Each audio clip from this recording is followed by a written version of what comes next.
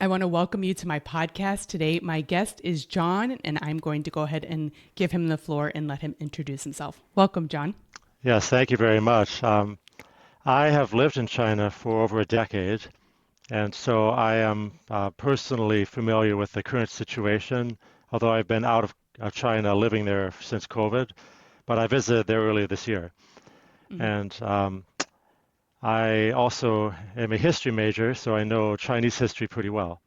hmm Okay, so let's just back up a little bit just to give an introduction. Where are you from? Where were you born and raised? What got you interested in China? Why did you decide to move there? Can you just give a little bit more of your personal history so the audience can know who you are and where you're from?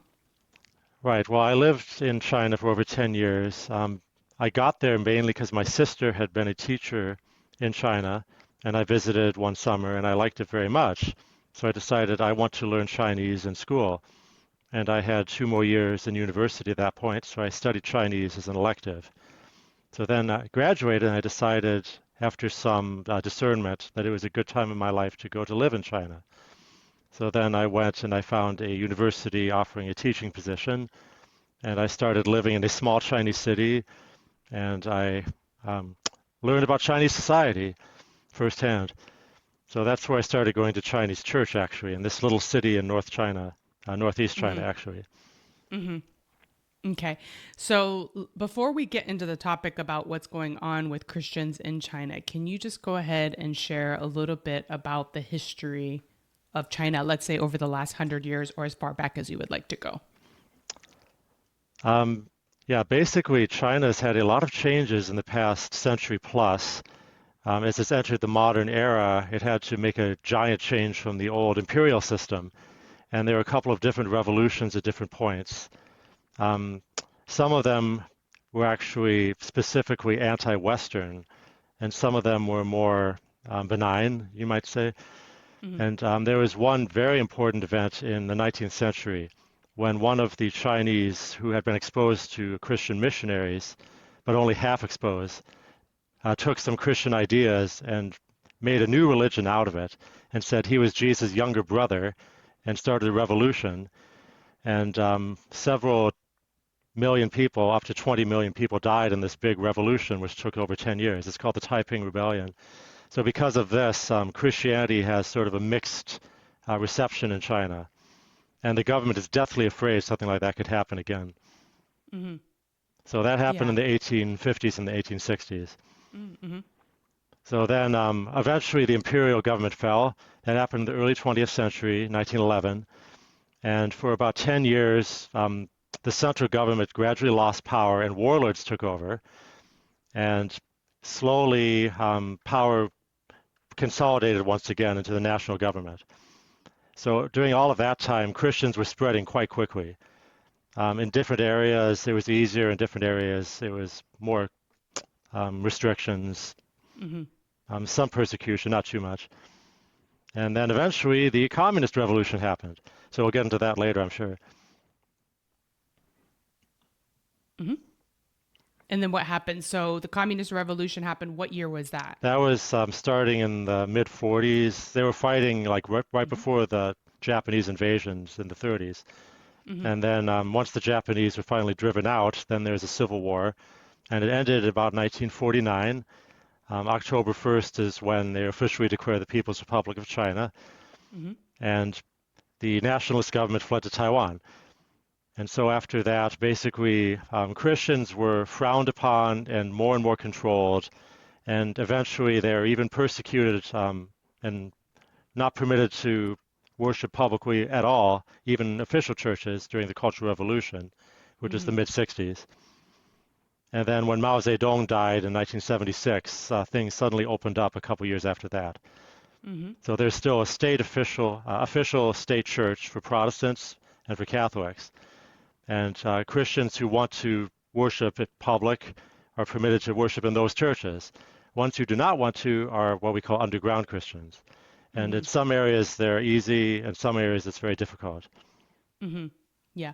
So just to get into more the politics, because the politics does definitely frame how Christians and what the situation of Christianity is going on, or what's happening with Christians in China. So Mao was the leader from the 40s until, did you say the 70s? He died in 1976, I believe.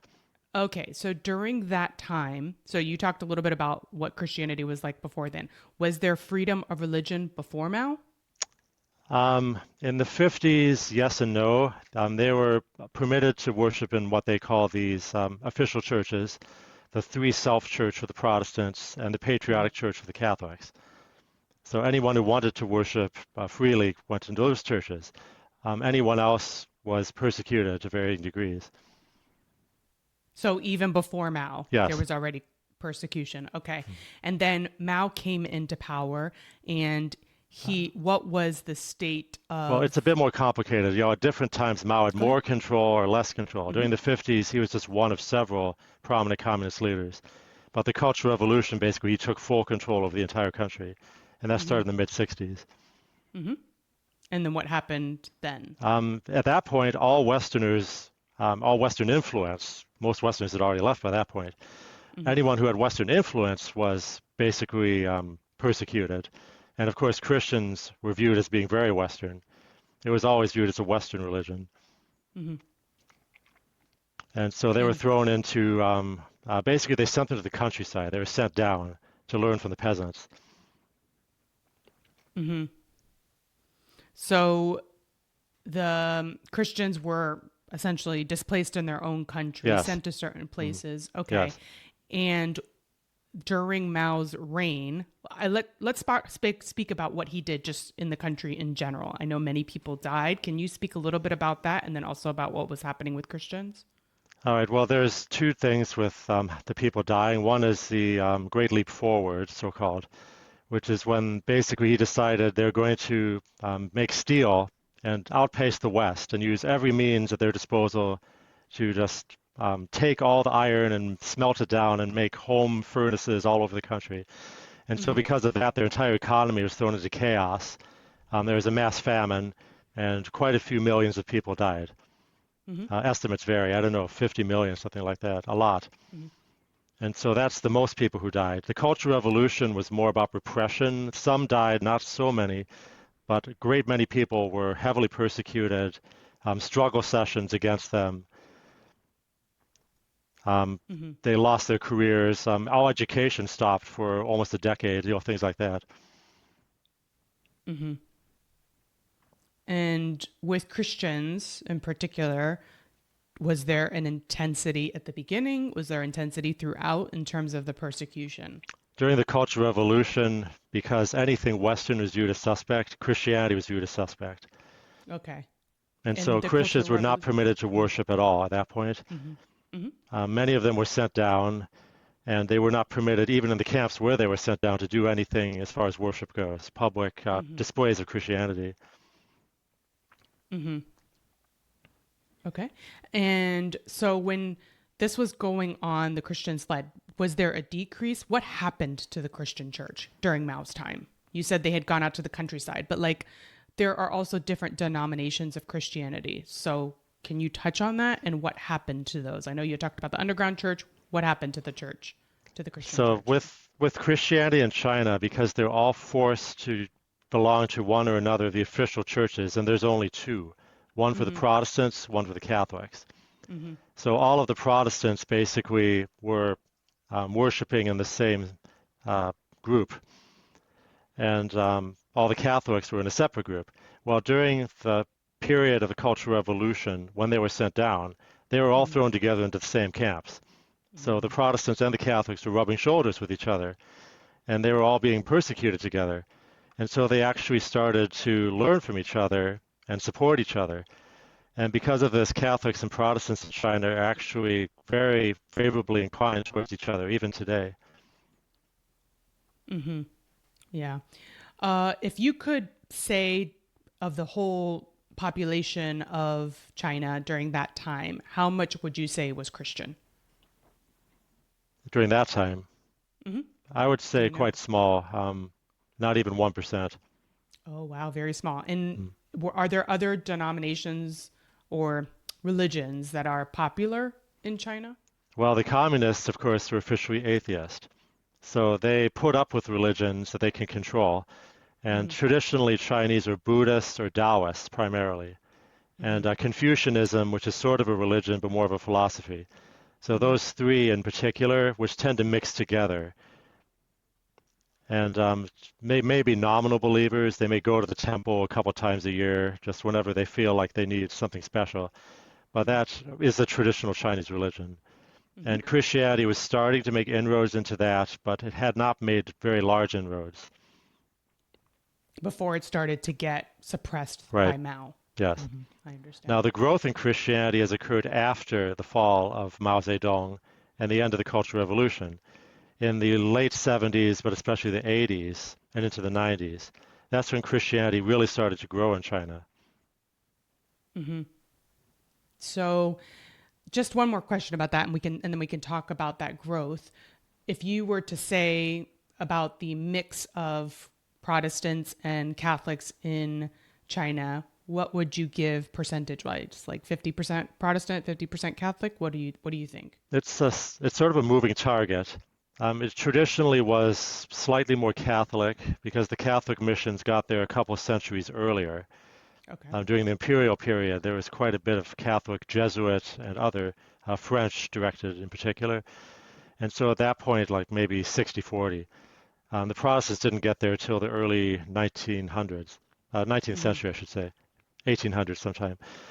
But I'd say nowadays the Protestants are growing more quickly. It's at least half Protestant. I would think maybe 60 at least, maybe 70% Hmm. Protestant. And it's more decentralized. There's a lot of these little, what they call house churches spreading around the country in Hmm. small cities, even in the countryside itself.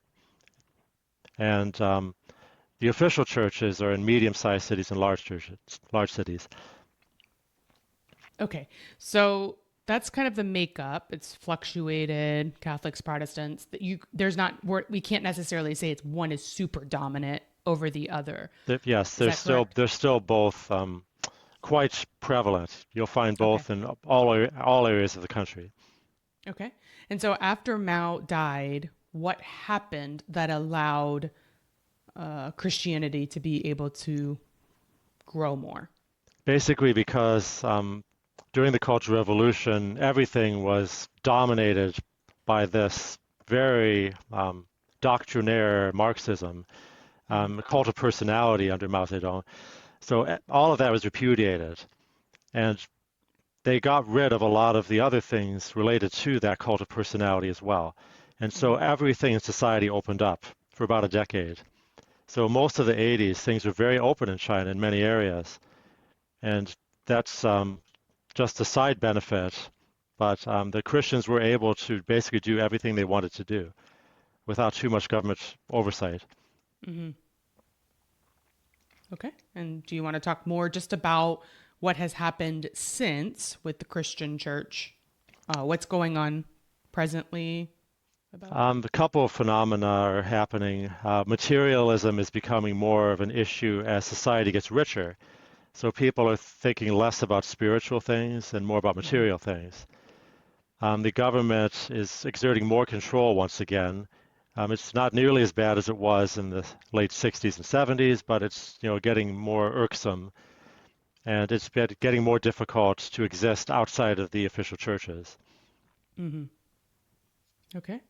And can you talk about just so you were there? Let's go into just a little bit more about what you saw, what you encountered, what was happening, and also the difference between the underground church and the, the church that is funded or promoted, supported by the government of China. Well, in a sense, you can say there's only one church in the official aspect and the underground aspect. Mm-hmm. I have friends, because I'm a foreigner, I didn't want to try to find underground Christians. It would be dangerous for them. So I went to official churches. And I had priest friends who were also complaining about the government. And they said, they took our land after the revolution. We want it back. Mm-hmm. So yeah, Christians are suffering, even in the official church. Mm-hmm. Um, but I would say the underground people, depending on where you are, can be very dangerous to be, or it can be actually not dangerous at all, depending where you are. Hmm. It's all up to the attitude of the local officials. Hmm. Right. I guess the perception is that the church that is state funded is a proponent or very supportive of the government. Is that not Not true? usually. There are a couple of priests who do have that reputation. I would Okay. say, generally speaking, no, but they probably do have planted agents, yes. Hmm. But I would say, I don't know the figures, but the large majority would be suffering um, more passively. Hmm. And did you find that the people that came to the church in China that is supported by the government were people like in America, a man is going to discern his vocation to the priesthood. He's going to go to seminary. Did you find that normal process or was it more heavy-handed by the government of China? Well, I can't really speak to that because I'm a foreigner and Okay, I wasn't so involved in any of that, but it didn't seem to me to have those sorts of pressures, from what I could tell from the outside. okay. It seemed organic like it Um, is in other I will countries. say one thing, religious orders, because they are not controlled by the government, they don't like religious orders at all. So they don't actually let officially Franciscans or Dominicans or any other orders practice in the country. So Oh, they do interesting. have religious. I've seen nuns, especially nuns. They are Hmm. diocesan. They are connected to the cathedral, and they may send them around to various churches around the diocese. Hmm. Right. Interesting. So are those are the ones that are state Yes. approved? Hmm. So there are Ah. underground religious. I can't like mention names because that'd be dangerous for them. I don't really Hmm. know that much either. But yes, orders do exist, and they are doing work under the radar. Hmm. Oh, very interesting. Did you have any encounter or time with people that were in the underground church, or you stayed away Not from it? much. I did know one nun who is doing very good work helping women who are getting forced abortions and stuff like that. She provided a safe house for them. So I can't obviously mention specifics, but there are people doing things like that. You're right. I understand. And in terms of what would you say are the differences between the mass in China and the mass in America? Okay, so for a long time, because they didn't like the foreign like aspect of Christianity, they didn't actually adopt the Vatican II reforms when the rest of the world did. And so they still use the traditional Latin Mass much longer in China. They didn't actually start using the vernacular until the early 90s, as I understand. So I Mm-hmm. wasn't there at the time, but I heard about it. So yes, now most Chinese masses are in the vernacular, but there Mm-hmm. still is, in Shanghai especially, and in Beijing, there's an early morning Latin Mass as well. Some of the older Chinese still like to go to the traditional Latin Mass. Mm-hmm. Wow, very interesting. And inside the liturgy itself, are there differences? No, it's a standard post-Vatican II Novus Ordo, basically, in Chinese.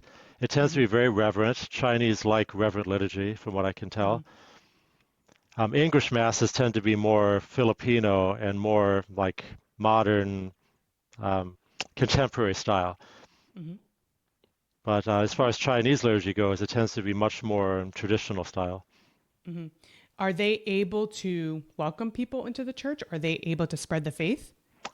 Spreading, I'm not so sure about. Welcoming into the church, if you're an adult, is no problem. If you're younger than that, it can be. Officially, the communist ideology is you should not be trying to proselytize even to your own children, I believe. And so it can be an issue depending on how strictly they enforce it. Mm-hmm. And when you say enforced it, I know you had mentioned this already, but it's more like a local enforcement, Yeah, it tends to be, depending. everything tends to be local until the government really wants to make a big issue out of it and send out a big directive, which can Mm-hmm. happen from time to time. Mm-hmm. And then So it you're not. may, like, they strictly enforce that for a few months and then it may Mm-hmm. lighten up again. Mm-hmm. Do you think that the Christian church is still growing I in think China? it's not growing like it was a decade or two ago. Society is getting richer. People are not that interested in spiritual things as they were. And it probably still is growing, but slowly. Mm-hmm. How? they're not able to proselytize? Well, they are to a point. Once you become like college age, then it usually isn't a big issue anymore. And so, yes, college students are converting, older people are converting, and word of mouth, people tell their friends. Hmm.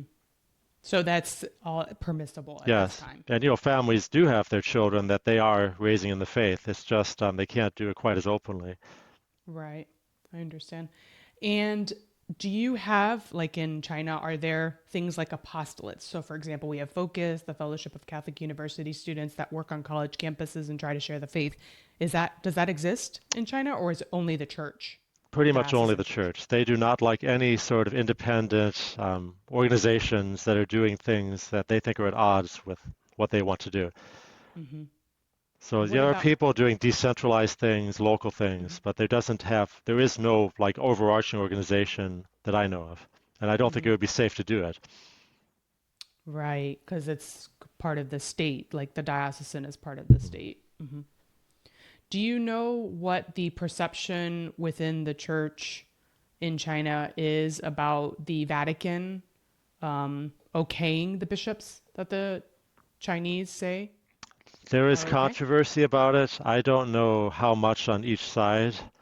I know that certainly people are less than entirely on board with it. Hmm. That's certainly true in the English-speaking world, and I'm quite sure also in the Chinese-speaking world. But Hmm. I really don't uh, follow the Chinese-speaking world as much. Okay. What about media?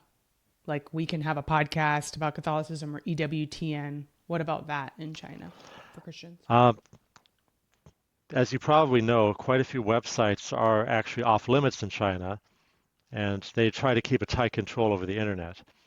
And so I am quite sure some conversation like this, touching sensitive issues, would not be openly permitted. They'd probably Hmm. block it, and if they found out where you were, you might get into trouble. Hmm. In China, Yes. right? What was your experience? You were there working alongside of Christians? Like what was your role being there? Well, I was there mainly to work, and then I got involved doing amateur music. And so I was like doing civil society, not in religious specifically, but in the arts. Hmm. And so I was doing choral singing.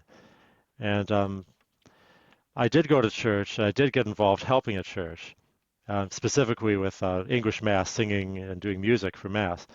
Hmm. So I was able more or less to do what I wanted with that because the English Mass, especially at that time, was pretty much free in the official church. And Chinese are free to come, foreigners are free to come, as long as it's like a duly registered Mass out in the open. Hmm. Right. And what about the actual parish life of the Chinese church? Are there other ministries that exist, like marriage ministry or youth group or anything like Yes, that? yes, yes, there are There things are. like that. Hmm. Anything that's unique to China that's different from America that you would say? I can't, there probably are, but I can't think of any right now, Of so any? I'm sorry. Yeah, that's okay. No problem. What about Catholic bookstores? Yes, every Christian church bookstores? usually has a little bookstore. The Mm-hmm. selection's pretty limited. There is a Mm-hmm. publisher in Hebei province, which is the province around Beijing. They publish quite a few good books. They've done some translations. John C.H. Wu, who was a Catholic convert in the 30s and 40s, who is very famous in Chinese Catholic circles, they've done a translation of his autobiography, Beyond East and West, and they've published some other good books. And so, yeah, there are some good resources being put out in China. Mm-hmm. Very interesting. And then do they allow missionaries to come in or missionaries to go out? Is there anything that happens like To that? come in, no. They are very sensitive about that. They do not like it at all. There are Mm-hmm. people who are coming, but they are all under the radar. To Mm-hmm. go out is a little less sensitive. There are Chinese going out as missionaries, especially on the evangelical Protestant side. Some of them are quite on fire. They have this idea that they are going to bring Christianity into the Muslim world and complete the great circle around the world. It's called Back to Jerusalem. And I think that is still an ongoing project that they are trying to make inroads into Central Asia. So yes, the Oh, government probably knows what they're doing, but there's not much they can do about them once they leave China. right. So these are local Chinese going out into the Mm. Muslim world, Yes. attempting to Mm. bring the faith to the Muslim. Right. Wow. And is that continuing? You said it was continuing I to believe it grow? is. Yes. Yes. That's really wonderful. Yeah, I didn't know about that. Hmm. That's a Protestant initiative. Mm. Is that Yeah. It's correct? mainly Yeah. Protestant. Okay. Oftentimes what happens is the Protestants will start something, the Catholics will start to get involved, or vice versa. Right. Like inspire each other with Right. Yeah. ideas. Mm. Yeah. When you were there, did you see any people that went to jail because of Christianity? Like, what do you feel like was the line where they would cross into dangerous territory Usually with it's the about government? politics. So when you start talking about some policy that the government's doing that you think is wrong, and you start to make a noise about it, and people take notice, then you could be in a lot of danger. And So, this is anybody, or they mostly monitor the priests? oh, I'd say anybody, but they monitor the clergy more so. Right. So they have to keep like a fine line of Mm. just sticking to the Yes. religious side of I'm stuff. sure they Yeah. cannot preach openly about abortion, for example, because that goes directly against China's population policy. Right. Which is still in existence? I thought It, that they they have loosened it. actually loosened all of that up, and so now they actually want to have more children because of the demographics are moving in the wrong direction. However, I believe they're still not like people preaching against abortion. Right. That, just so people are familiar who may not know what you're talking about, there was a one child policy in China. When did that start and then when did it end? It basically started after Mao Zedong fell from power because he wanted to have more children. He was a son of peasants and they liked to have lots of children. And so at that time, the rulers who took over after Mao, Deng Xiaoping and the rest, decided the demographics are going to be far too many people in a couple of decades. We have to slow things down.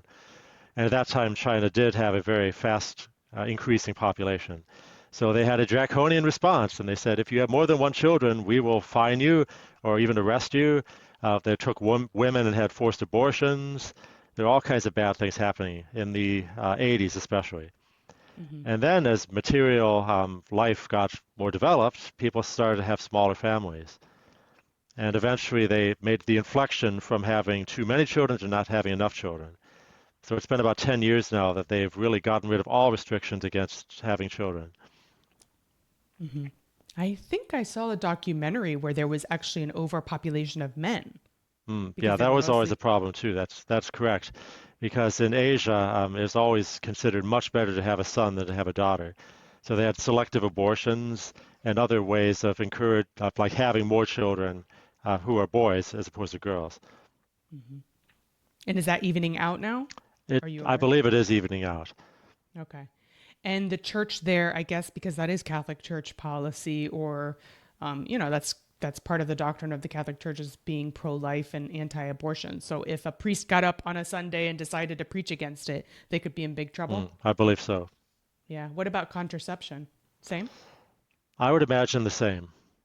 So anything that touches the government. And inside the churches inside of China, are there cameras or are there police officers or government officials that are actually in every single mass I to would monitor? think that there probably are plainclothes police in most masses in the official church. Cameras in the past, not so much, but now everything has cameras, so I'd say now, yes. Right, So plain you, clothes. So it's yeah, not an obvious, you do but have it's to be not like an. careful what you say. Also online, because they have very good surveillance on online platforms as well. Right, but they have their own social media, They do, certainly. correct? I use WeChat. Everybody in China uses WeChat. And that's completely transparent, so you can't say anything sensitive there. It will be seen immediately, Right, and then censored, I guess. or other consequences. Right, absolutely. When did you leave China? I basically left right as COVID was starting, not because of COVID, because I was already overseas and I couldn't actually get back to China because of COVID. Right, and you lived where in China? I think you had mentioned earlier that been to Hong Kong too, correct? Yes, I visited Hong Kong a lot, but I lived in North China for the most part, and I lived in Beijing for almost a decade. Okay. And then Hong Kong, what was the church like there? Because that recently has now gone into the fold more of China, Right. mainland China. Hong Kong is still separate from the mainland, and the church there is still mainly free. There is pressure, and it is being like nudged in the direction of the government having more control. Hmm. So yes, people are worried, but the civil society in Hong Kong is so robust that there's a great deal of pushback against it. Hmm. Right. And so when you mean free, you mean that the priests are able to say what they would like at Mass, they are able to proselytize in the community. Is I that would what you say so, mean? yes. Hmm. There are some priests who are very gung-ho about it, and there are some priests who are not so much. But yeah, you're basically free, but there might be like some more subtle consequences depending on what you're saying or doing. Hmm. Right. Any other parts of China that you found were different? Like, is the Christian population concentrated or is it all spread out It all over tends to China? be somewhat concentrated. There are certain areas where the missionaries are more successful than others. So the Catholics around Hebei province, which is around Beijing, there's quite a few, and also Shanxi province, off to the west from there. There's a lot of Catholics in that area. And then other parts of the country, not so much, depending. Fujian, I think there's a few more Catholics, for example. But yeah, it tends to be somewhat concentrated, but still, spread out pretty well as well. Hmm. Very interesting. Well, is there anything else, John, you want to share about what's going on in China with Christians? Anything that is about different parts, about even just ways that we could support Christians in China? Anything you want to share? Well, as far as supporting goes, you do need to be somewhat careful if you're sending resources. Um, the government could take exception to some of what you're doing. So I think mainly just find a well-established ministry working in China and ask them how you can help. They'd always be happy to get money. I'm sure some could use resources. Hmm. I have friends who are working in certain areas of China doing good work. Hmm. There's a group I used to help out in Beijing called China Little Flower, named after St. Therese of Lisieux, Hmm. which is helping orphan children with medical work. And they provide foster homes for them as well. And they even had like a mass for them when I was there. Hmm. And so, yes, they are doing some quiet formation in faith as well as the medical work. So that's a very good ministry, and I recommend them. Hmm. Any others that you like to recommend? Well, there's lots of others. I'm afraid I can't, like off the top of my head, um, like pick one over another. Yeah. The Little Flower, is it their website as well? I believe it's China Little Flower, Okay. .org, .com, something like that. .ch for China. I doubt that. No, probably .com or .org. Okay. I don't know. Some countries they Yes, have the dot and then the yes. letters of their country, but afterwards. All right. Well, thank you so much for joining me, John, and just sharing more about Christians in China. I do think about them often because there's not a lot of news that comes out about what's going on in the church there. So it's nice to get a little glimpse about what's going on. And if to my audience, if you do have any questions for John or just about the podcast, about the topic today, or any comments you'd like to leave, please leave them in the comment section. I hope you have a wonderful morning, day, or night, wherever you are in the world. And God bless you. Bye bye.